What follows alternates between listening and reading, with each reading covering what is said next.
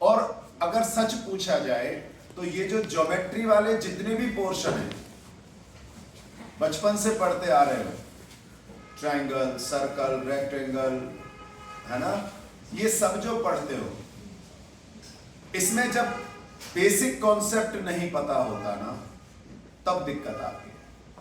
तो इतना तो हमें पता है कि ट्रायंगल यानी क्या। अच्छा, हिंदी तो त्रिभुज हो गई। चलो, त्रिभुज यानी क्या, अब जो मत कहना ट्रायंगल। तो त्रिभुज यानी 3 भुजाओं की बंद आकृति, क्लोज फिगर, ध्यान करना। और इसमें 3 एंगल होते हैं, 3 साइड होती हैं, ये सबको पता है ना।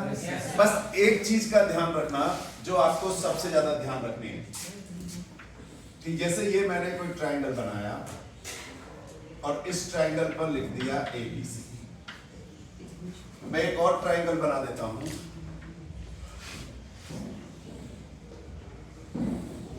ये। अब जैसे ही ट्रायंगल किसी दूसरी शेप का बनता है, वहीं से बच्चे कंफ्यूज होना शुरू हो जाते हैं। तुम्हें केवल एक चीज देखनी है, क्लोज फिगर हो और उस पर ऐसे मार्क। तो आपको पता है P, Q और R तो एंगल हो गए, और साइड कैसे बोलेंगे, PQ, QR, PR या RP।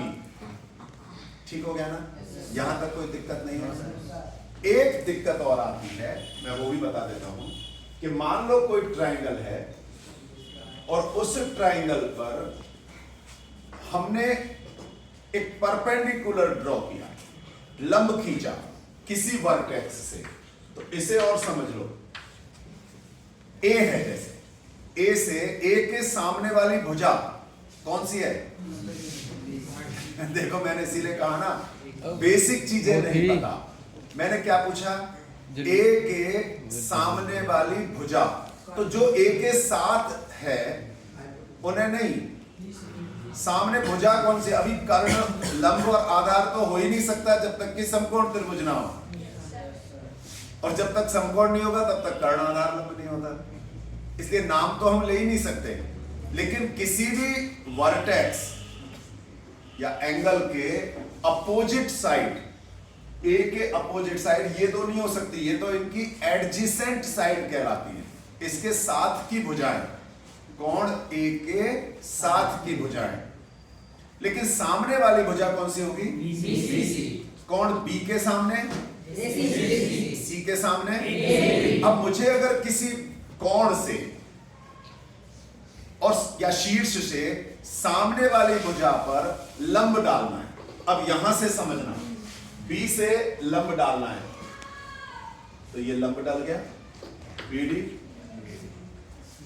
मान लो मुझे इसमें Q से लंब डालना है, किससे? Q से। अब बच्चों को गलतफहमी कहां होती है वो ध्यान से समझना। उन्हें क्या लगता है कि Q के सामने की भुजा कौन सी है? PR ना। उन्हें क्या लगता है PR के बीच में मिलेगा तब लंब होगा। ऐसा नहीं है, यहां से 90 डिग्री का कोण बनाया, ये लंब हो गया। और इससे भी ज्यादा दिक्कत कब आती है, जब आपके पास ऐसा कोई त्रिभुज हो। अब अगर मैं A से लंब डालूं, तो कोई बच्चा है जिसको लगता हो कि उसको पूरा विश्वास हो A से लंब डाल सकता हो? कोई भी बच्चा A से लंब डालना है। अब A के सामने वाली भुजा कौन सी है? BC। A से BC पर लंब डालना है कोई बच्चा जो लंब डाल सके? चलो मैं ही बता देता हूं। चूंकि A से जब लंब डालोगे तो तिरछा तो जा ही नहीं सकता। तिरछा जा सकता है क्या? नहीं जा सकता ना। तो ऐसे में A से जो लंब डलेगा, और चूंकि BC भुजा तो पीछे रह गई, तो BC भुजा को आगे बढ़ाया जाता है, और BC भुजा को आगे बढ़ाया जाता है, और तब ये जो लंब आता है ना, ये AD, तो AD लंब BC कहलाता है। ध्यान करना, BC पर नहीं है डायरेक्टली, लेकिन BC को आगे बढ़ाया गया, तब जाकर के AD से BC पर लंब डाला। ठीक हो गया? यहां तक किसी को दिक्कत है तो बताओ। दूसरी दिक्कत कहां आती है? त्रिभुज का क्षेत्रफल। मान लो मुझे ए बी सी कोई भी त्रिभुज है, इधर ले लो, इसे ले लो, कोई इसे पी क्यू आर है तो ये एस मान लें। त्रिभुज का क्षेत्रफल क्या होता है?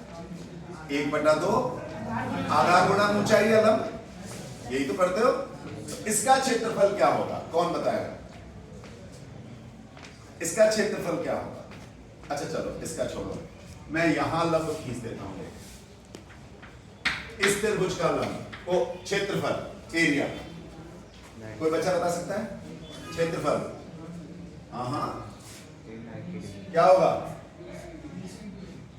क्या होगा क्षेत्रफल? अब ध्यान करो, आप कहते हो कि जी आपको बीपीटी आ गई, अब बेसिक प्रोपोर्शनल थ्योरम कर चुके हो, तो कर क्या चुके हो जब क्षेत्रफल निकालना नहीं आ रहा है। और ये ऐसा नहीं है, होता क्या है कि हम ना जो बुक में होता है या सर पढ़ाते हैं उसकी पिक्चर बना लेते हैं और उसको रटने की कोशिश करते हैं। तो यहां ध्यान से समझना, लंब कहां से खींचा है? ए से। तो ए के सामने वाली भुजा, जहां से लंब है उसके सामने वाली भुजा आधार होती है, उसके सामने। तो क्षेत्रफल मैं यहां लिखता हूं, 3 क्षेत्रफल लिखूंगा मैं। अगर ए से लंब है तो भुजा कौन सी? आधार क्या हुआ? तो 1/2 गुणा BC गुणा AD। लेकिन मान लो मैंने B से लंब डाला होता E, अब लंब कौन सा है? BE। कहां से? B से। सामने वाली भुजा तो AC आधार होगा। आधार क्या होगा? AC। अब इसका कोई, जैसे मैंने AD के हिसाब से लिखा है, कोई इसके हिसाब से मुझे क्षेत्रफल बोलेगा? बोलो। 1/2 आधार क्या है? हाँ आधार AC और लंब क्या है? B। और मान लो मैंने C से लंब खींचा होता, मान लेते हैं, तो लंब तो कहीं से भी खींच सकते हैं। अब क्षेत्रफल 1/2 होगा ही, आधार में क्या लिखूं? क्या बात है, बहुत बढ़िया, शाबाश। और लंब क्या लिखूं? और चूंकि क्षेत्रफल का मतलब है ABC ने कितना कवर किया हुआ है पूरा, तो कवर करने के लिए चाहे A से निकालें लंब, B से डालें लंब या C से डालें, तीनों के तीनों क्षेत्रफल बराबर। लेकिन गड़बड़ कहां होती है? जब हम वर्टेक्स को ध्यान नहीं रखते, अपोजिट साइड जो बेस होती है, आधार होता है, उसका भी ध्यान नहीं रखते, तब गलतियां होती हैं। चलो इसमें बताओ क्षेत्रफल, कौन बता सकता है? कोई भी हाथ खड़ा करो। इसका क्षेत्रफल देखो, लंब कहां से डाला है और फिर आधार। हाँ बोलो बेटा, खड़ा होकर जोर से बोल। पहले 1/2 PR गुणा, बिल्कुल ठीक है। देखो डरते क्यों? बैठो, शाबाश। Q से लंब था ना, 1/2 तो क्षेत्रफल में सूत्र में आता है, और आधार क्या होगा फिर? PR और लंब। अब मुझे इसका आधार, इसका क्षेत्रफल, हाँ बोल जोर से। 1/2 और AC। AB क्यों होगा? घबराओ मत, घबराते क्यों? AC गुणा DB, ठीक है, पक्का? बैठो। अब इसका क्षेत्रफल बता, अब बता। आप तरह कर रहा था ना, 1/2 इंटू AC नहीं, AC नहीं, AD तो लंब हो गया। आधार क्या होगा? आधार BC ही होगा, ये समझ लेना। बैठो। यहां गलत कहां होता है, जो बच्चों की समझ में नहीं आता, तुमने लंब चाहे A से डाला और वो BC पर नहीं आया, लंब तो BC के बाहर गया ना, लेकिन आधार क्या है? BC। अगर हम DC लेंगे तो क्या DC त्रिभुज की भुजा थोड़ी है? हमारे पास त्रिभुज कौन सा था? ABC। त्रिभुज तो ABC था ना, ADC तो त्रिभुज नहीं था। ध्यान में आ गया ना? तो यहां पर क्षेत्रफल होगा 1/2 गुणा BC यानी आधार गुणा लंब DD। पहली चीज जो आप सबको बहुत ध्यान से समझनी। मैं मान लूं कि ये ध्यान आ जाएगा, क्षेत्रफल में गलतियां प्रैक्टिस करोगे तो नहीं होगी। दूसरी चीज, अब जरा ध्यान से एक और चीज बताना। मान लो मैं इस करो यही कर देता हूं, इसी में, इसमें मैंने क्या किया, इस BC के समानांतर एक और रेखा खींच दी। BC के समांतर, ये समांतर एक। बेटा समांतर रेखा की परिभाषा पता है? किसे कहते हैं समांतर रेखा?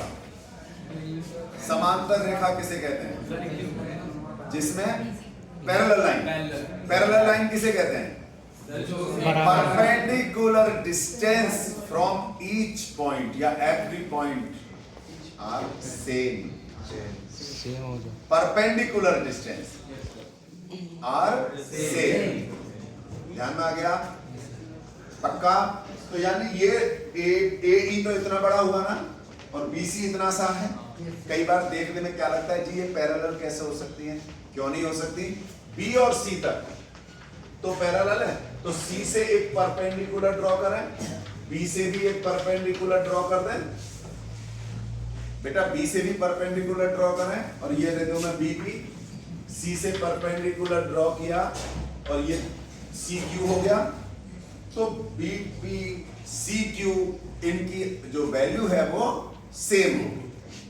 इसी प्रकार से जैसे हमने BC को एक्सटेंड किया था D तक, BC को ही तो आगे बढ़ाया था। तो जैसे हम लाइन पर आगे बढ़ा देते हैं तो है तो उसी लाइन पर ना, तो उसी लाइन पर है D पॉइंट, तो AD भी BB के बराबर होगा। मान लो मैंने इधर एक्सटेंड कर दिया और इस E पॉइंट से परपेंडिकुलर डाला S, तो ES भी बराबर होगा। तो समांतर रेखाएं, पैरेलल लाइन की कंडीशन क्या होती है कि वो हर जगह परपेंडिकुलर जो डिस्टेंस है वो इक्वल होगी। यानी इसका मतलब क्या हुआ, AD किसके बराबर होगा? BP के। ये बराबर होगा और यही बराबर होगा, सब बराबर होंगे। पक्का? तो अब देखो एक जादू दिखा, मैथ्स में भी जादू। आपने अभी त्रिभुज ABC का क्षेत्रफल निकाला ना, अब मैं क्या करता हूं, एक और त्रिभुज बना देता हूं PBC। देखो PBC, अच्छा ये तो परपेंडिकुलर था ही ना, हाँ ये त्रिभुज हो गया, त्रिभुज PBC। PBC में लंब कौन सा है? PB किस भुजा पर? BC पर। तो इसका क्षेत्रफल क्या होगा? 1 into 2 half BC into PB। PBC है तो PB होगा। ये अलग बात है कि हम PB को ही क्या कह सकते हैं? AD। क्यों कह सकते हैं? क्योंकि समांतर रेखाओं में लंब बराबर है। और देख लो तीसरा त्रिभुज, ये बना देता हूं मैं QBC। QBC का क्षेत्रफल कोई बताएगा? 1/2। फिर आधार तो यहां भी BC है, आधार तो BC है, लंब कितना होगा? QC। और अब मैं एक काम और करता हूं, EBC त्रिभुज देख लो, EBC। अब अगर E से परपेंडिकुलर डालेंगे, जैसे A से डाला था तो BC पर तो नहीं आ सकता था, BC को आगे बढ़ा तो लंब कितना है? ES। लंब S नहीं, गलती कर रहे हो, दो बिंदु बचे हैं, लंब कितना है? ES। और आधार BC। तो त्रिभुज EBC का क्षेत्रफल 1/2 CES होगा कि नहीं होगा? और सबसे बड़ी बात कि ये सारी भुज लंब बराबर है, तो आप चाहो तो चारों जगह AD लिख सकते हो, चारों जगह BB भी लिख सकते हो, चारों जगह EC भी लिख सकते हो, और चारों मतलब कुछ भी लिख सकते हो। और लंब क्यों बराबर है? क्योंकि पैरेलल लाइनों की हमेशा परपेंडिकुलर डिस्टेंस इक्वल। अब इससे एक और चीज का पता लगा। क्या पता लगा? देखना ध्यान से। ए बी सी का क्षेत्रफल, ए बी सी का क्षेत्रफल और पी बी सी का क्षेत्रफल दोनों बराबर हो गए? देख लो बराबर हो गए कि नहीं हुए? यहां तक कि क्यू बी सी का क्षेत्रफल भी ए बी सी के बराबर हो गया। और तो और ई बी सी का क्षेत्रफल भी है इनके बराबर। क्यों बराबर हुआ? इसका कारण समझ लो। क्योंकि इन सारे त्रिभुजों में आधार समान था। देखो कारण क्या है इसका? इसके पीछे का अगर कारण देखोगे, अगर आधार बदल जाता तो क्या ये बराबर होते क्या? तो पहला कारण, चारों त्रिभुजों में पहला कारण क्या है? आधार। और दूसरा, चारों त्रिभुज दो समांतर रेखाओं के बीच में। देख लो, ये चारों त्रिभुज दो समांतर रेखाओं के बीच में बन रहे हैं ना। इससे एक नियम बन जाता है, कितने भी त्रिभुजों अगर आधार समान हो और समांतर रेखाओं के बीच में बन रहे हो तो उनका क्षेत्रफल हमेशा कैसा होगा? याद रहेगी ये बात? सभी को?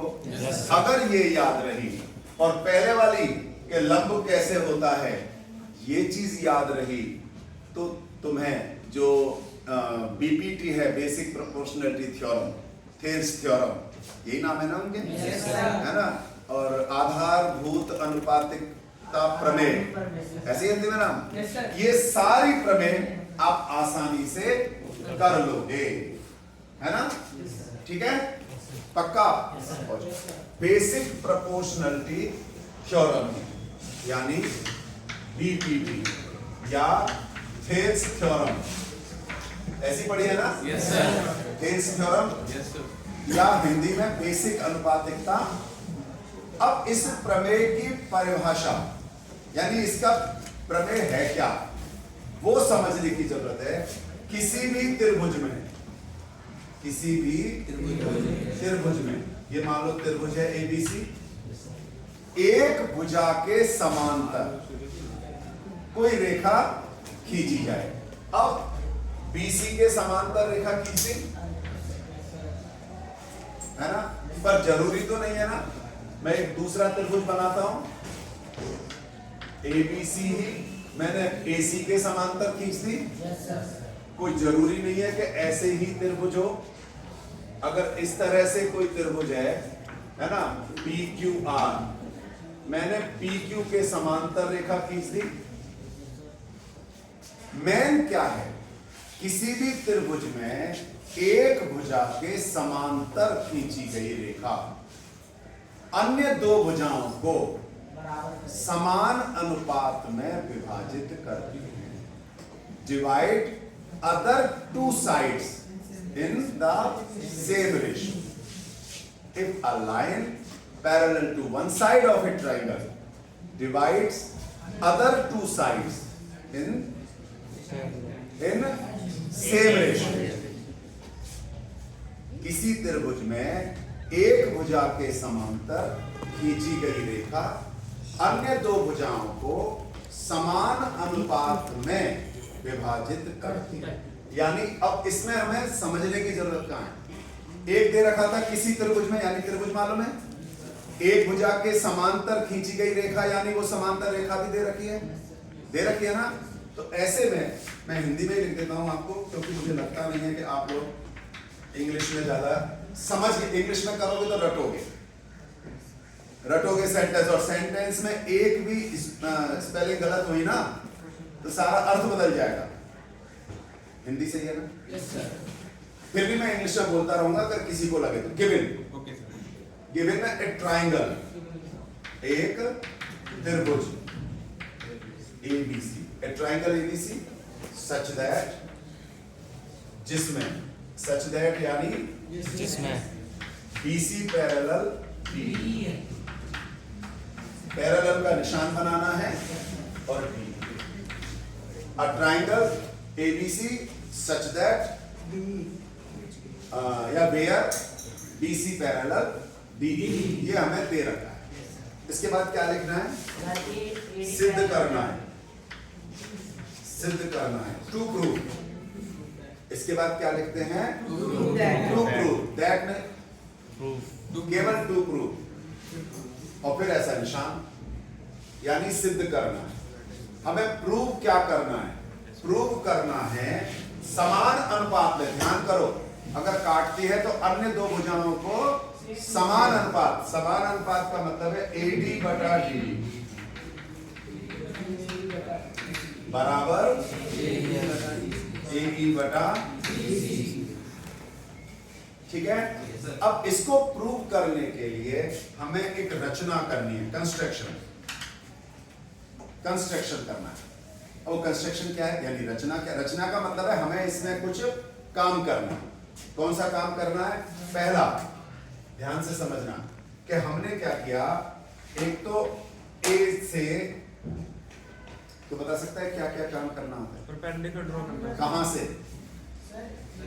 डी से।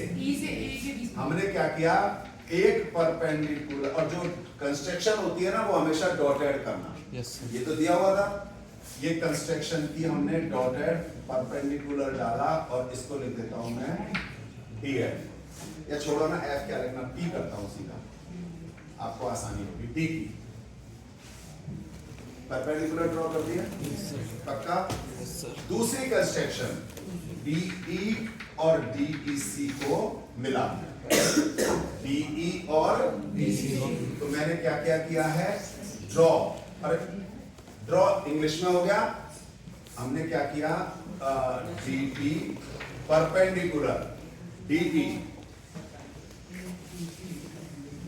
परपेंडिकुलर ड्रॉ किया था। किस पर? AC, है ना? DP perpendicular AC। अब सोचो AC पर भी यही होगा और AE पर भी यही होगा, है तो एक ही लाइन। तो AE कहें या AC कहें, बात तो एक ही है। फिलहाल हम AE मान लेते हैं, AE। बोलो, यहां तक कोई दिक्कत? किसी को भी? और यही परपेंडिकुलर और कहां होगा? AC पर। एक ही बात है ना? पक्का? ये मैंने थोड़ा सा बदल दिया है, क्योंकि कुछ बच्चों ने जो किताब में पढ़ा हुआ है ना, जो किताब में पढ़ा हुआ है उसमें पहले यहाँ का दे रखा है, ऐसे ना? ये मैंने बदला है जिससे कि आपको रटने की आदत नहीं हो। अगर दिक्कत आए तो आप ये मान सकते हो कि E से परपेंडिकुलर डाला P, इसको रहने, ऐसे भी कर सकते हो। परपेंडिकुलर डाला है ना, तो कंस्ट्रक्शन में हमेशा डॉट है। मैं ये चाहता हूं कि आप लोग ना किताब की तरह ना करके थोड़ा सा बदल के करो। तो एक बार मैं ऐसे समझा देता हूं, फिर दोबारा वैसे समझाता हूं। चलो बुक के हिसाब से करोगे तो ये क्या हो गया फिर?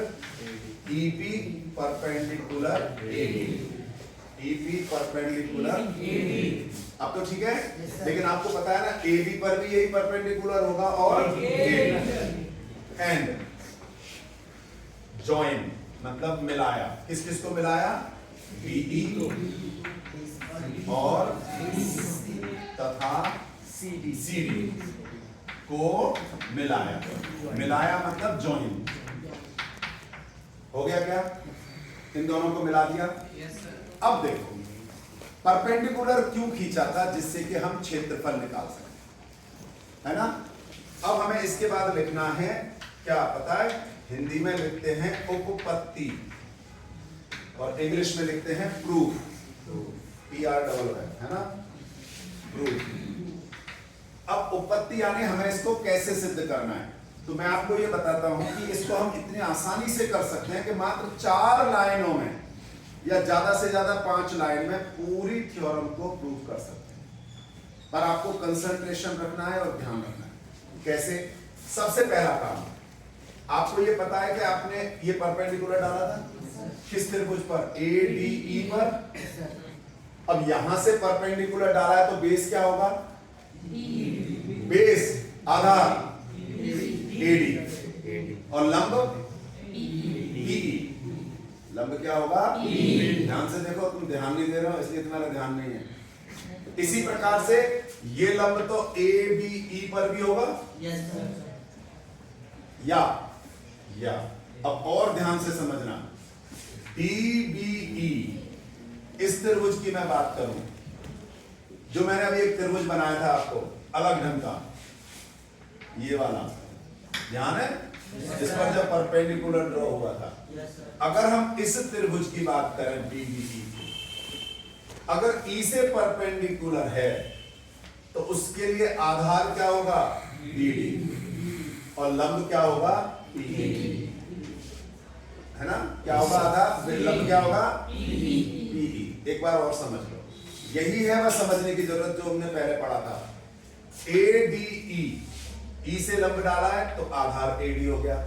लेकिन अगर मैं बात करूं डी बी ई की, तो चूंकि लंब वहां से डल रहा है तो बी डी को आगे बढ़ाने पर पी पर लंब डाला, तो आधार तो क्या होगा इसका, और लंब क्या होगा, पी। तो जिस बिंदु से लंब डल रहा है, अब उस बिंदु से जो भी त्रिभुज बन रहे होंगे, इसी प्रकार से अगर मैं बात करूं ए बी ई त्रिभुज की, तो ए बी ई त्रिभुज में आधार ए बी और लंब पी ई। लंब पी ई रहेगा या ई पी रहेगा, ध्यान में आ गया सबको, पक्का। लेकिन हमें किसकी जरूरत है वो देखना है। तो यहां देखो ए डी, ये सिद्ध करना था ना, ए डी मतलब ये और बी डी मतलब ये। तो ऐसा त्रिभुज लो जो ए डी भुजा वाला हो और एक ऐसा लो जो बी डी वाला। तो हमें क्या करना है, यहां पर क्षेत्रफल त्रिभुज ए डी वाला त्रिभुज ऊपर लिख लें, ए डी ई बटा, है ना, क्षेत्रफल त्रिभुज बी डी वाला त्रिभुज बी डी ई। एक बार और समझ लो, इन्हीं त्रिभुजों को क्यों लिया, क्योंकि हमें ये सिद्ध करना था, इस भुजा वाला त्रिभुज ए डी ई, इस भुजा वाला त्रिभुज बी डी ई, दोनों का क्षेत्रफल निकालो। पहले वाले का क्षेत्रफल निकाला तो 1/2 गुणा आधार लंब बटे इस वाले त्रिभुज का क्षेत्र, बेटा तो सामने नहीं देख रहा है, आधार बीडी, हाँ बीडी एक ही बात है, और लंब बोलो यही होगा। अब अगर ध्यान देखोगे, आधा से आधा कट गया, ई से पी कट गया, बराबर में क्या बचा, यहां तक समझ में आया? पहले ये बताओ पक्का। अगर यहां तक समझ में आ गया तो आपको क्या करना है, ये ध्यान, बात करने से या उतारने से कभी भी ये चीज समझ में तो नहीं आएगी, आप सिर्फ पिक्चर बना करके रटने की कोशिश कर सकते हो। हमने क्या किया था, ध्यान करो, हमें जो सिद्ध करना था उनके त्रिभुज लिए, है ना, और उन्हीं दोनों त्रिभुजों के आधार पर हमने लंब डाला था। अगर हमने इधर लंब डाला होता तो आप देखो इधर की भुजा आती, देखो ए ई वाला त्रिभुज, EC के लिए ECD त्रिभुज आ जाता, लंब डल जाता, लंब सबका समान होता, लंब कट जाता, आधा भी कट जाता, क्या आ जाता है वहां पर, AE, पक्का ना, यही ध्यान करना है। और अगर ये ध्यान आ गया तो आप इसके बाद लिखोगे इसी प्रकार, ध्यान करना, उसको हल नहीं करना, उसको हल नहीं करना, सीधा लिखना है, ना लंब भी नहीं डालना, लंब भी नहीं डालना, सीधा लिखो इसी प्रकार। त्रिभुज इसके हिसाब से, AE का मतलब त्रिभुज क्या लिखेंगे, इसी प्रकार क्षेत्रफल त्रिभुज क्या लिखूं, बटे में, बोलो देख कर बताना, DEC के हिसाब से देखो, DEC है ना, क्षेत्रफल त्रिभुज BEC। फाइनली कट पिट करके किसके इक्वल आएगा, पक्का, ये आ जाएगा AE अपॉन, आपको सॉल्व नहीं करना है, इसको सीधा लिखना है। हो जाएगा। ये हो गया समीकरण नंबर 2 और पहले वाला था समीकरण नंबर 1। यहां तक किसी को समझ में नहीं आया हो तो पूछ लो। अब हमें देखो क्या प्रूफ करना है, एडी बटा बीडी इसके बराबर प्रूफ करना है ना। इधर वाले त्रिभुजों को देखो, उधर ऊपर क्या लिख रहा है, त्रिभुज एडी का क्षेत्रफल, यहाँ ऊपर क्या लिख रहा है, एक ही बात है, दोनों एक ही बात है कि नहीं, दोनों एक ही बात है ना। एईडी कहे एडी कहे बात एक ही है। नीचे वाला देखते हैं, वहां क्या है बीडी और यहाँ क्या है। अब अगर आप त्रिभुज में ध्यान देखोगे, देखो बीडीई और डीईसी, अब इसमें ध्यान से समझना है क्या, इन दोनों त्रिभुजों को आप देखो, ये समांतर रेखा खींची थी बीसी के, तो दोनों त्रिभुज समांतर रेखाओं के बीच में है कि नहीं, दोनों त्रिभुज समांतर रेखाओं के बीच में है, और दोनों में ये वाला समान है, आधार समान है। करेंगे नहीं, समझने के लिए बता रहा हूं, मान लो डी से लंब डालो या ई से लंब डाले, तो समांतर रेखाओं के लंब कैसे होंगे, बराबर होंगे, बराबर होंगे ना, ठीक है ना। अब लेकिन हमें यहां से लंब अगर डाला तो आधार क्या लोगे, पक्का। अब जरा समझ लो, अगर मैंने इसको लिया, यहां से लंब डाला, तो इस त्रिभुज के लिए आधार होगा क्या, नहीं हुआ ना, तो फिर लंब कहां डाला, आप मुझे बताओ, क्या इस त्रिभुज पर लंब डाला क्या, हाँ में हाँ मिलाते हो ना। अक्सर जो गलतियां होती हैं वो यही होती है, आपके पास ये त्रिभुज तो नहीं है, क्या है, नहीं, इस त्रिभुज से कोई मतलब नहीं है आपका। बीईसी कहां है बताओ, कहीं भी नहीं है बीईसी, कहीं पर बीडीसी है क्या, और जब ये दो त्रिभुज ही नहीं है तो आपको इन दो त्रिभुजों से तो कोई मतलब ही नहीं है, तो फिर हम डी और ई से लंब डालने से कोई फायदा है क्या हमारे पास। अब देखो फिर से, इसलिए कह रहा हूं आपका ध्यान हट गया। त्रिभुज कौन से हैं, एक है डीईडी, दूसरा है सीईडी, यही है ना, इन दोनों में कॉमन भुजा है डीई, तो इसको तो मान लो आधार, तो फिर इनके सामने वाला कौन, बी और ई, तो बी से लंब डालें जो आगे जाकर मिलेगा, सी से लंब डालें वो आगे जाकर मिलेगा, लेकिन लंब तो समान होगा दोनों का और आधार भी समान है, तो लंब और आधार समान होता है तो क्षेत्रफल कैसा होता है, अभी पढ़ा था, क्यों बराबर होगा, क्योंकि जब त्रिभुज समांतर रेखाओं के बीच में हो और आधार समान हो, आधार बराबर हो और समांतर रेखाओं के बीच में हो, यहां लिखेंगे त्रिभुज पहले वाला बीडीई तथा त्रिभुज डीईसी, है ना, समान आधार, बिल्कुल जो आपने पढ़ रहे हो ना वही लिखना है ना, सेम बेस एंड और समांतर रेखाओं, ऐसे लिखना के मध्य हैं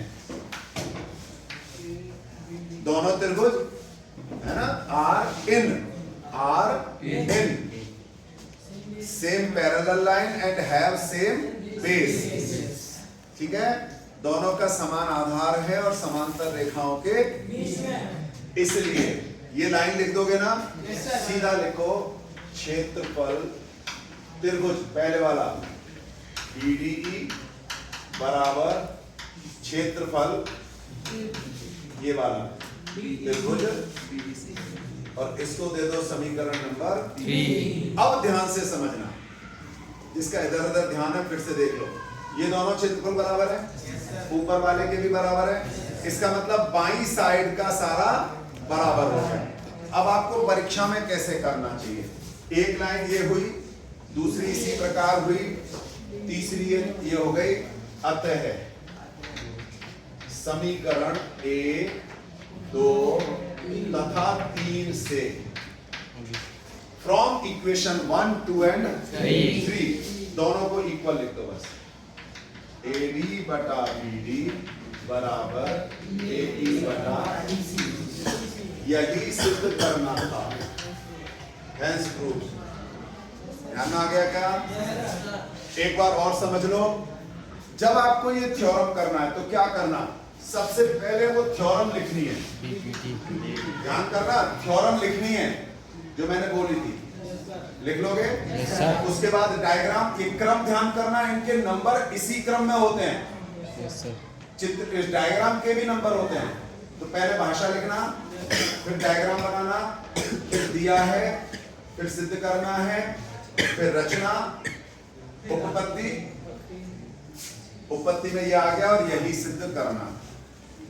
कुछ जानना आया होगा।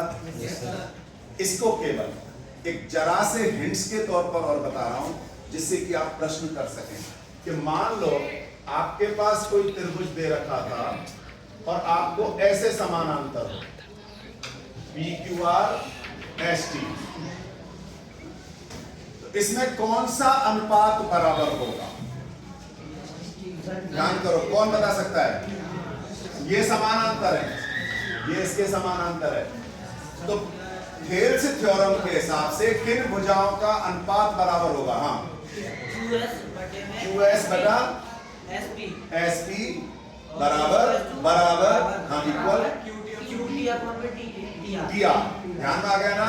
तो जो एग्जाम में प्रश्न आते हैं एक नंबर का जो आते हैं ना या 2 नंबर के, वो क्या करते हैं, ऐसे डायग्राम बनाते हैं और ऐसे ही समांतर रेखाएं होती हैं, और वो समांतर रेखाएं बहुत ही ज्यादा इधर उधर होती हैं, जो ये समझ में ही नहीं आता कि वो किसके क्या है। हमने तो ऐसा पढ़ा होता है ना सीधा सीधा, इसलिए बुक में देख करके पहले ये देख लेना कि कौन सी भुजा किसके समानांतर है, फिर उनके अनुपात निकालोगे तो कभी भी गलत नहीं होगा। पक्का? ठीक होता है।